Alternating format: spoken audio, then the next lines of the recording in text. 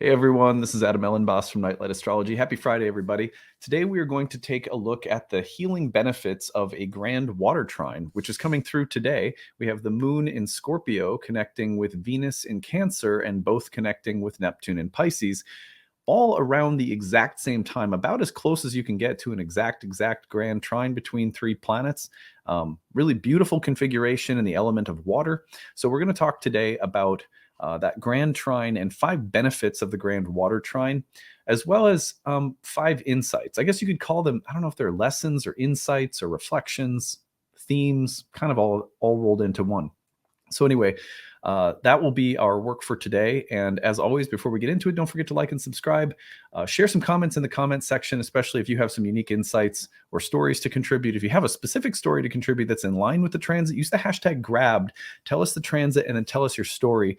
We'll be doing some storytelling episodes over the summer, and we're trying to gather a bunch of really good transit stories for those episodes. So thank you for that in advance. You can also head over to the website, nightlightastrology.com, to sign up for our upcoming course. Ancient Astrology for the Modern Mystic begins on June 11th. This is a 1-year course in ancient Greek Hellenistic astrology, blended together with some modern archetypal psychology and astrology. It is a fantastic program for people who have an interest in launching your own professional astrology practice, reading charts for other people.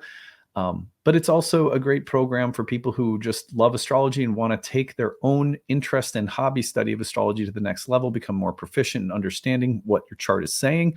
There's 30 classes on the year. They're all webinars. They're all held live. You can attend live, or you can follow along with the recordings on the class website. Everything on the class website is downloadable, so you can keep everything and take it at your own pace. We have a bunch of guest lectures that come outside of those 30 classes. We have an interactive group forum discussion staffed with tutors. You can always ask questions. We have tutoring breakout study sessions in between major units of study, so you can get a little additional support if you need it. Tons of bonus reading, listening, and assessment options that you can use to deepen your knowledge. So the class is really designed so that you can go as deeply or as topically as you want. At the bottom of the page, you'll find the enrollment options. We are coming up on the deadline to enroll with the class starting very soon now. So you can join using the early bird payment, saves you $500 off. You can spread the payments out over 12 months, or you can use need-based tuition assistance. We do have a few spots available still. So if you have the need or desire to, or if you need a little help and you have the desire to study astrology, please use the need-based tuition assistance. We are very glad to work with people to make sure that studying astrology is not for only one type of person and one type of income bracket. So just use that if you could use a little help. Any questions at all about the program or enrollment or tuition assistance, email us info@nightlightastrology.com. All right, well, it's a really rare configuration. We're going to talk about 5 benefits of the grand water trine. These could be lessons or insights. These are the kinds of things that I have observed over time when it comes to the healing effects of some of these planetary combinations, especially given the element of water. But let's take a look at it on the real-time clock first. You can see that I'm going to actually get this to as so right here. This is about 6 p.m. Central Time, Friday, June 2nd. That's today. And you can see that Venus is exactly configured to Neptune in a trine, and then the moon in Scorpio is just a degree behind. So the trine, the grand trine, is not exact, like perfectly exact. But if you take this forward even just a little bit, like you're going to find that by about 8 p.m., look at this. I mean, this is just beautiful. Here's the moon at 27 Scorpio. Here's Venus at 27 Cancer. And here's Neptune at 27 Pisces. And they are all, I mean, that is a total of, like 10 minutes of a degree separating them all. So this evening, we have a grand water trine. Effectively, this is a grand, you don't get closer than this. And I know, to me, it's like, if you can't call this a grand water trine, then you're never going to see one, So I call it a grand water trine. And I'm really looking forward to the experience of this grand water trine, because I believe that water, of all the elements, is often associated with our bonds and our relationships, the complications, the pain, and the healing benefits and potential of a grand water trine is therefore really profound, because trines are of the nature of Jupiter, which means supportive, beneficial, uplifting, gracious, redemptive. And then water, so healing. When all of these planets are configured through trines, you get this almost just like like a beautiful waterfall that you're standing under and receiving the healing blessings and benefits of. Now, the moon is in its fall in Scorpio. It's a little bit of a heavy place for the moon, but configured to Neptune and Venus in Cancer, I just get the feeling of a very deep, a little bit painful, but ultimately beneficial configuration of planets that are suggesting that emotional catharsis, release, surrender, soothing, nurturing, devotional qualities, and almost like you get the feeling of like a cosmic salve that's in the air with this one. So I'm very optimistic about this one, and I want to tell you the 5 benefits of these planets getting together in water signs. Now, I would translate this as the healing potential. So when I say healing potential, I don't mean that this will automatically happen. It requires some effort on our parts. But in the same way that a sunny day is an ideal day to go and do something in the sun, a grand water trine, you could say, is an ideal psychic weather front in which to heal, soothe, and mend or relate to ourselves and other people in a way that's healing. So let's talk about the 5 benefits of the grand water trine. Number 1, when Venus, Neptune, and the moon are all configured in water, there's the opportunity is there for us to do something really special. I'm going to reflect about some things that are somewhat personal, but I'll also reflect on what I've heard from my clients and stuff like that. My wife and I recently went and saw Seal, the musician, and it was really interesting because I'm not like the world's biggest Seal fan, but I do like him. And I thought, well, he's coming to town and he's playing in this small theater. So just have like a really intimate experience seeing someone like Seal, to me, was like appealing enough to get some tickets. During the show, he took a moment to pause and talk about mental health. I so deeply appreciated it. And what he said was, he said, he said, isn't it true that so many of us are dealing with anxiety and depression, or both? And everyone in the audience was like, yes, and he said, one of the things that we can do is to stop blaming ourselves or to stop blaming other people for the feelings that we have, and to simply choose to move closer in love to the people and things we love. To say, yeah, I have a lot of reason to feel hurt. I have a lot of reason to feel anxious. I have a lot of reason to feel depressed. Completely valid. Not an invalidating thing at all. To also take a moment to say, but I'm going to set those things down right now, and I'm going to move closer to my child, or my lover, or my friend, or myself, or the things that I love, the art that I love, the practices that I love, the subjects that I love, the activities that I love. That we can just set aside the hurt, that it's not off limits, because we're going to pick it back up soon enough. And it doesn't invalidate the hurt. It doesn't invalidate that people have hurt us or that people have done really crappy things to us. To say, yeah, but for now, I'm going to set that aside and I'm going to love something or someone more. I'm going to move closer to the people and things I love. That is one of the most healing things we can do for depression and anxiety. It's not the only thing we can do. It's not the answer. It's an answer that can help. And when he put it that way, when he was sort of saying it this way, and he said it in his own rock star Seal way, but I was just so touched, because I'm reminded of something. This is, I think probably lots of people have dealt with this. When kids came into the picture, there was a little part of me that felt like my wife is now more invested in, the kids than in me. There was like a little, and I've talked to a lot of my friends who are fathers, and I think it's very possible that anyone could feel this way, that when kids come into the picture, you feel like your primary relationship is being threatened on some level. And I remember feeling like, when I feel threatened by something, when I feel like that, it's easy for me to think, well, my wife should have to solve that problem and come toward me and make sure I'm okay, and stuff like that.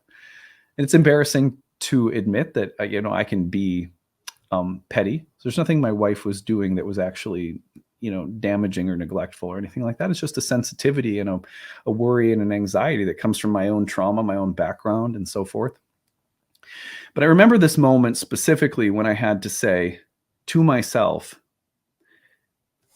it's what I'm going to do, rather than holding on to this feeling that my bond is being threatened by the children and all of their needs, is I'm going to step closer to my wife, to my kids. I'm going to step closer to these things. I'm going to move closer to them and set aside the hurt that I feel and the desire that I feel to like make this my wife's problem, or distance myself with some kind of self-righteousness or whatever. There's choices that we have to make like that in relationships. And that's just one example, right? Where you can feel hurt or neglected or abandoned in some way, by a friend or by a lover or by a parent or whatever. And don't get me wrong, there's a million cases of people being seriously mistreated, abandoned, and neglected, right? There's also times where the best move is to say, rather than trying to protect myself and sort of shift the focus onto someone else that's not doing something right in order to make me feel better or make me feel a certain way that I'm not feeling right now, we just set that aside and we say, I'm just going to step closer to that person. I'm going to say, how can I serve you? How can I love you? Because sometimes doing that is the healing that we need for our own sense of hurt that we're feeling. It's like, just I set aside my blame and I move closer to the people and things and subjects that I love. I say, okay, I'm feeling hurt. I'm feeling neglected. I'm feeling like I'm missing something. But for right now, rather than making the source of the problem something or someone else, I'm just gonna try this on for size. Maybe the remedy for the hurt I'm feeling is to love someone, is to love something, an act of love, an act of service, an act of intimacy, an act of moving closer to someone and something. That is kind of a surrender involved in that. I think it is one of the most courageous things we can do. And don't get me wrong, again, there are going to be situations in relationships where you really can't do that, because you would be harming yourself to go closer to people who are doing nothing but hurting you, right? But you know what I'm talking about. We're in a relationship with someone who really does care about you.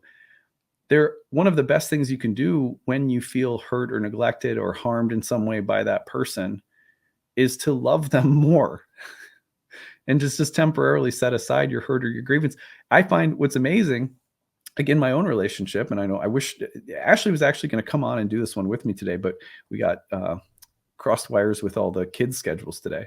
So maybe we'll come on and do a similar talk at some point about, it was owners of a yoga studio for 10 years. We worked a lot with couples and talking about, how do you create a lifestyle that's conducive to cooperative spirituality as a couple.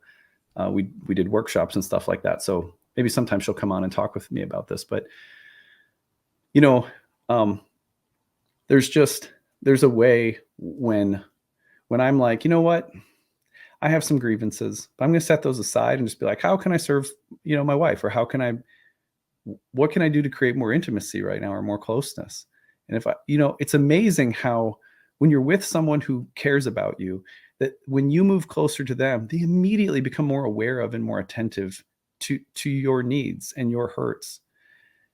And it's like so regularly we think I have to defend and protect my own self-interest. But when you're with someone who actually cares about you, and it's a semi-healthy relationship, I mean, not perfect, but you're not with someone who's harmful. You're with a human being that is a good soul. That it's amazing how setting aside your self-interest and moving toward them will end up getting your own needs met in return so much more quickly than defending your own self-interest will. That is a lesson of water. That is a Venus-Neptune lesson. And the hurt that we feel and the tendency to want to hold on to it and protect our own self-interest and say, I'm not coming toward you. You owe me something. I'm the one who's hurt here. can be such a Scorpio moon position to take. But when the Scorpio moon comes in contact with Venus and Neptune, it's like there's an opportunity to release the digging the heels in the mud, to release that position, that posture, and say, I'm going to set this aside and move toward you. And in doing that, trust that my needs will be met, that I will be seen. And it's, to me, it's not like you do it because your ulterior motive is to get something for yourself. It's a true act of surrender and service and sort of selflessness in love. And when you do that in the name of intimacy, it's amazing what can get accomplished. So to me, that's the first thing I want. And the biggest thing I really wanted to talk about today is I see that as the opportunity of a grand water trine. And I think of Seal standing on the stage being like, let me just take a moment to talk to you all about our mental health. Can we take even just a few moments to set aside the hurt, which is so real, and say, let me love more. Let me move closer to the things and people I love. That will heal us. Sometimes along the way, we have to get to a stage where we have healthy people in our lives that's even an option to do with. That might be the first step. Anyway, number 2 is I move into my fear of closeness. I've been reading a fantastic book lately. It's just, I'm really enjoying it. And I don't, Mika, I like to tell you guys about the books I read, and I'm going to, let me just put it up on the, I'll put it up on the screen here. It's a fascinating book that talks a lot about what I feel like when I read this book, I was like, this is something I wish I would have read a while ago. It's a really nice lens through which to understand a lot of what my clients deal with in family backgrounds that are filled with trauma. This book has been very helpful in that respect. Anyway, the book I've been reading is called Adult Children of Emotionally Immature Parents: How to Heal from Distant, Rejecting, or Self-Involved Parents. Now, I'm not here to say, after suggesting that we set aside our blame and move closer to people that we love, that we should sit and blame every last thing that's happened to us on our parents or our childhood. But the truth is that for a lot of us, the kind of emotional attention that we received or didn't receive, whether emotions were modeled to us as dangerous things or things to be avoided, or things that were a nuisance, or we were taught that having emotions was selfish. There are generational traumas, and water runs deep. Water almost always, as an elemental family, speaks to ancestral patterns that run deep into the fabric of our social existence in families, communities, groups, races, ethnic and religious communities. Water runs deep. Water is collective, and water gathers and pools us together with other human beings on a symbolic level. So I think it's very valuable to try to understand, as I have through things like Al-Anon, which is for family members, families with alcoholism in it, or in this case, a book like Adult Children of Emotionally Immature Parents. We can understand that so much of what we deal with is not purely resting on our own our own merits or our own shortcomings, but is related to gifts and curses that come pouring down the line like tributaries running down to the ocean. It's good to understand where our relationship with emotions and with the way that we bond and attach to other human beings comes from and what it's been informed by. So I've really enjoyed this book because it lays out not just one pattern or one way of thinking about issues that can come up in relationships, family relationships, relationships between parents and kids, or between spouses. It's a way of thinking about how we relate to other people based on the kind of emotional intelligence that was taught to us or that wasn't taught to us growing up. And I've found in reading this that I have a lot more empathy and understanding, not blame, of where I came from and where my parents came from and so on, because it's generational, right? One of the things that can come up with a grand water trine, especially one that has the moon in Scorpio, is that some of us are going to have the experience that emotions or emotional intimacy is scary.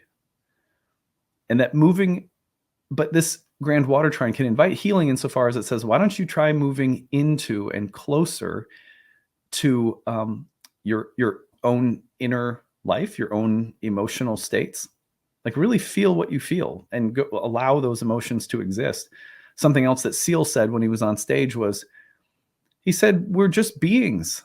And I thought it was like such a profound thing to hear Seal say, you know, we're just beings, and it's okay to allow ourselves to just feel whatever we're feeling, anxiety, depression, whatever. Another thing that we can do, in other words, to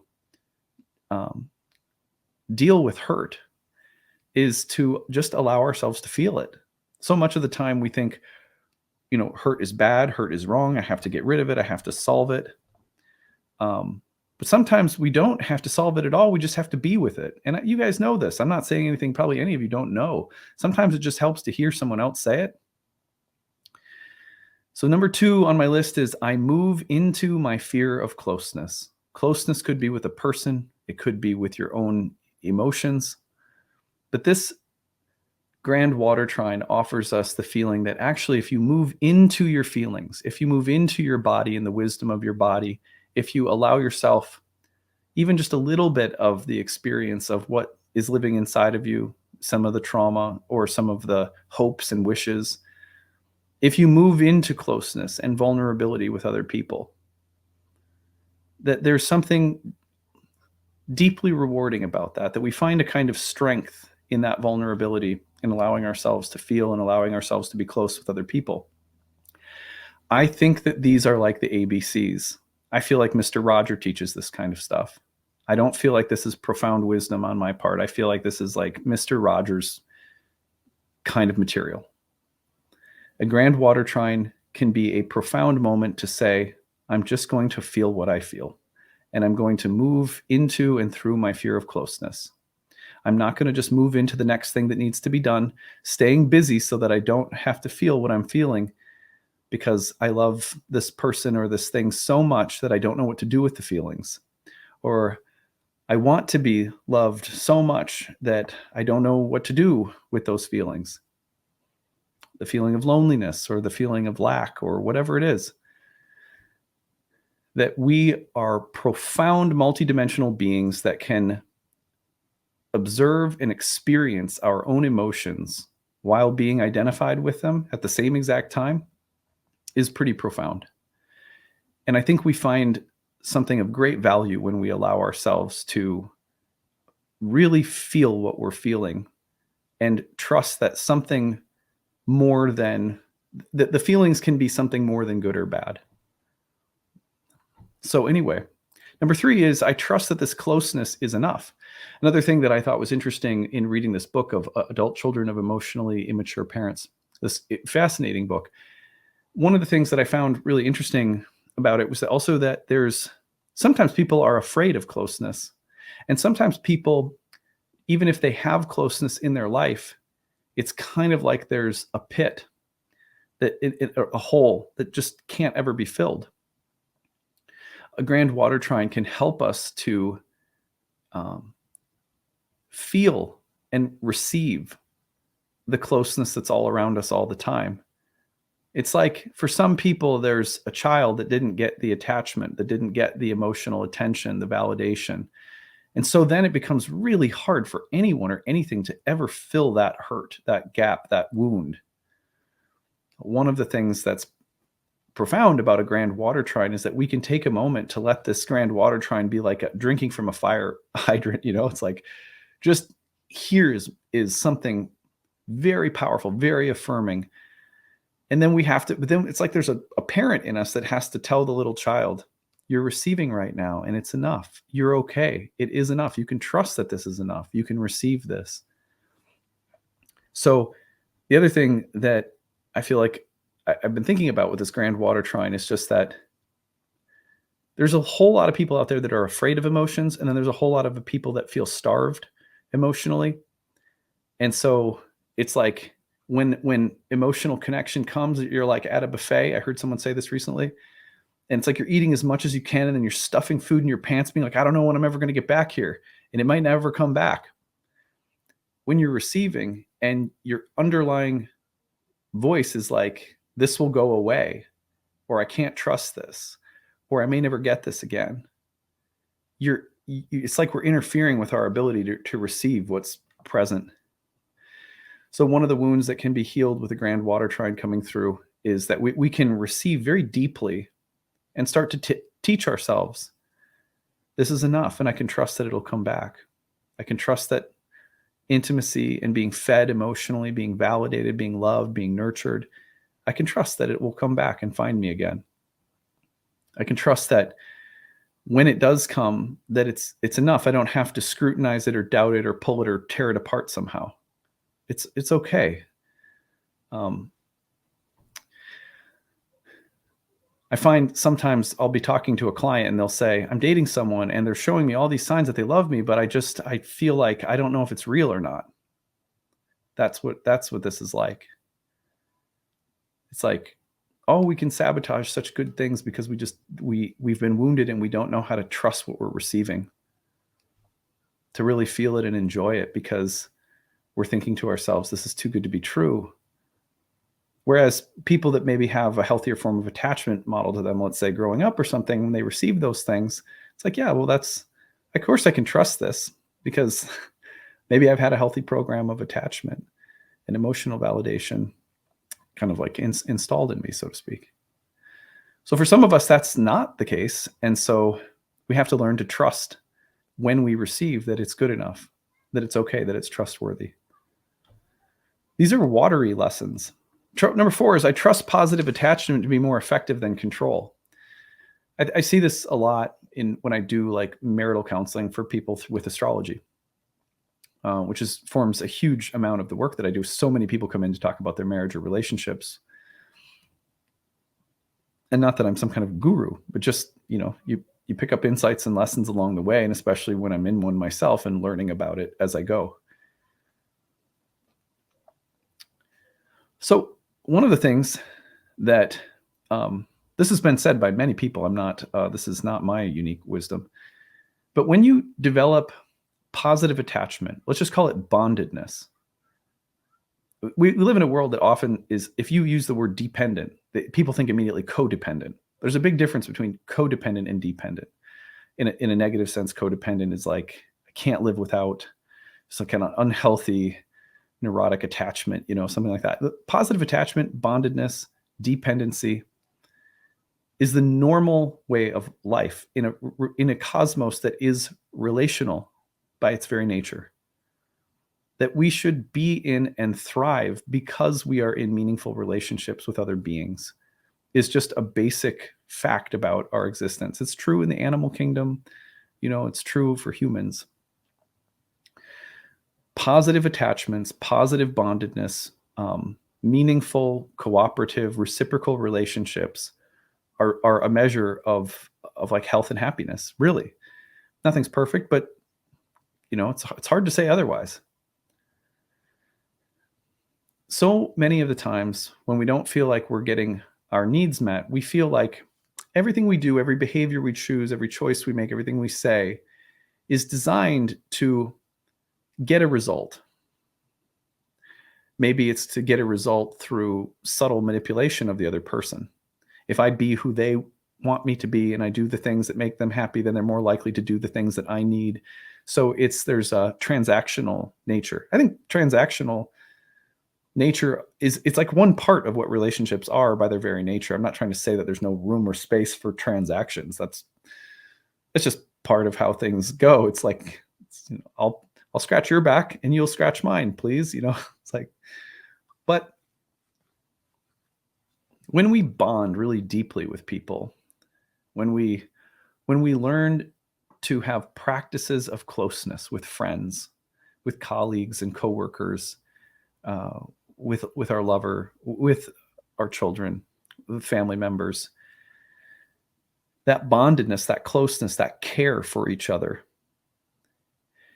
will effectively accomplish practical things that we need or want. We'll take care of needs, wants, desires, hopes, wishes in practical, concrete, material ways so much more effectively than control.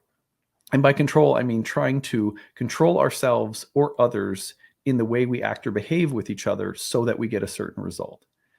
The grand water trine and water itself as an element says, trust the bonds that you have on the level of love, on the level of things like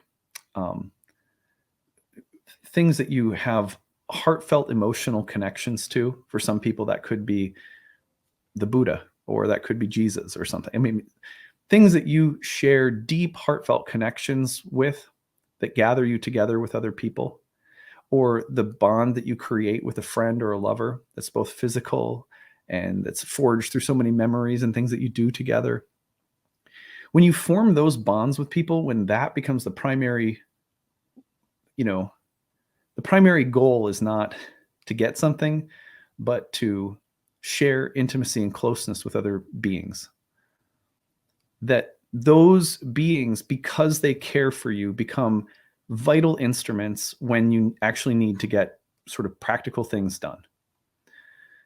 I couldn't believe, for example, we built all these relationships with our yoga community in the DC metro area, tons of meaningful community relationships that we built. And when it came to moving our yoga studio, there was a line of people that were just ready to help, ready to contribute, that were just totally there without any effort,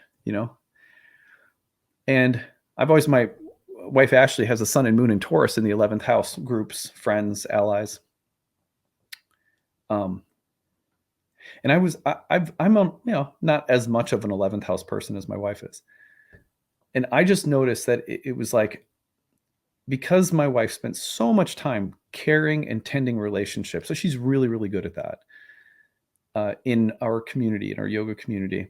And of course, I like to think that I helped and participated, but I really see her as like my teacher in this respect.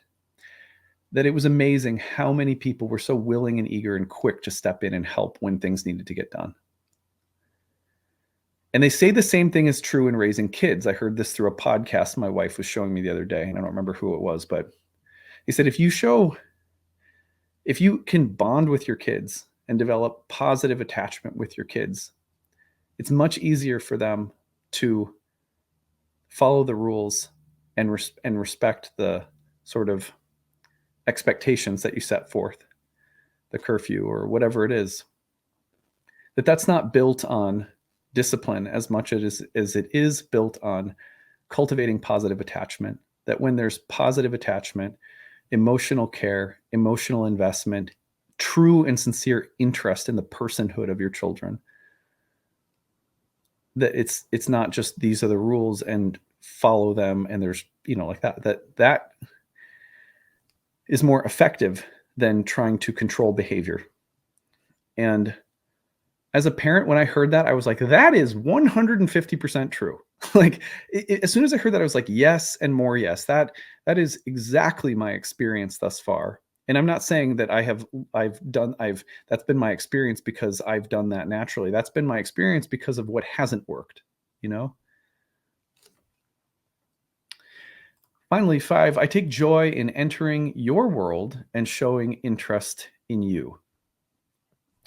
I've told you guys this before, but there was a study that was done and I think it was like Harvard or something. They brought people into a room and they had different interviewers interview people. And some of the interviewers would talk a lot about themselves or various subjects or topics and spend less time listening to or letting the subject of the experiment talk. So it's like an interview of the person, but sometimes the interviewer would talk more than the person they were interviewing. And when compared to the interviewer that would come in and ask so many meaningful questions and show deep and sincere interest and ask meaningful follow-up questions and really like dig in and get people to come out and show and share themselves at very profound levels, because they just kept showing interest and curiosity and amazement and so forth, they would ask people, who did you like better? And it was like unanimous. Everybody liked the interviewer that drew them out so much and took such a profound interest in them. There's nothing sweeter than hearing your own name. There's nothing sweeter than feeling like who you are is celebrated, and that someone is taking great interest in the way you see and experience things. One of the most profound levels of healing that can happen. And again, I'm not talking about in relationships where maybe you ought to leave, but in relationships where you're with someone who really does care about you, I think we find time and time again, very much like I set my side, my blame, and I move closer to you. Let me take a sincere interest in the music you like, and the culture you like, and what you're thinking about, and just give me a guided tour of your world. I delight in it. I want to know it. I'm just completely fascinated. That when we do that, it is one of the quickest ways to build positive attachment. Positive attachment from ourselves toward the person, child, spouse, friend, but also from them to us, because there's nothing that bonds people more quickly to other people than feeling like someone else really loves and is interested in you. Then you want to be attached to them. And ideally, when you feel that way, in a healthy sense, you reciprocate and you say, what about your world? It's so honoring. And in my experience, my best friends throughout life are always the ones where somehow naturally there's a great interest taken in the other. And so yeah, one of the easiest ways we can heal wounds is to not just set aside our blame and move closer to people, but say, my own self-interests are often pretty complicated and heavy. What's easier and lighter? Let me take a trip into your world. What is it like let's day trip in your world today? I really want to see it. What do you want to do? Where do you want to go? What is most compelling to you right now? Let's get into it. Please take me there. I don't think there's anything more healing. I'll give you an example, something that for the longest time, I had a really hard time getting into the Grateful Dead. This is one of my wife's favorite bands. And I was never naturally interested. And I had this realization, just like we're talking about, that it's just like she's expressed joy and delight in this so many times. And it's not like I've been like, oh, they're stupid, but I've never like really taken an interest. So, so one of the things that we did for Mother's Day was I said, I have a request. I was like, could you, this evening after the kids are in bed, I'd love it if we could sit down and you could show me one of your favorite Grateful Dead albums. And maybe we could like get out some of the lyrics, because she loves the lyrics. Because I just feel like I need to, I really want to get to know them. I want to get to know that part of you, because I don't know, it just occurs to me that it's something you love that I don't know very much about. And I really want to. She cried. She was so happy. I was really overwhelmed because I thought she'd be happy, but I didn't think it would be so deep.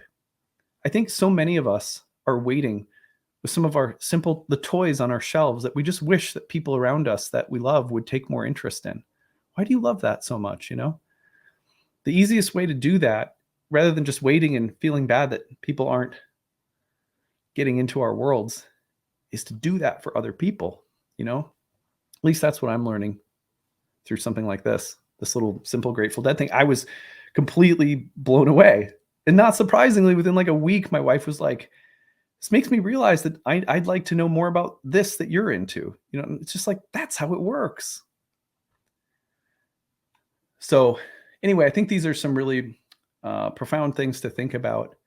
I feel like these are the lessons of water that I've picked up along the way. I'm a Cancer sun and Mercury Cancer. So a lot of these are a little bit easier for me to talk about because they feel like they're close to my heart. Water, the element of water in my chart is pretty strong. Maybe some of you can relate and have things to add. I'd love to hear from you. Or maybe some of you are like, I don't speak the language of water, so some of this might be really difficult. And these ideas and thoughts are not appropriate in every day, in every situation. But these are some, like, the way that things could be according to the world of water. So anyway, I hope that you find this useful and that you have a great weekend filled with watery connection, healing, and closeness. All right, that's it for now. We will see you again in, let's see. Yeah, I'm thinking, yeah, we'll be back on Monday, and I'm thinking ahead of what's going on next week, but I'm spacing. So we'll see you next Monday. Bye, everyone.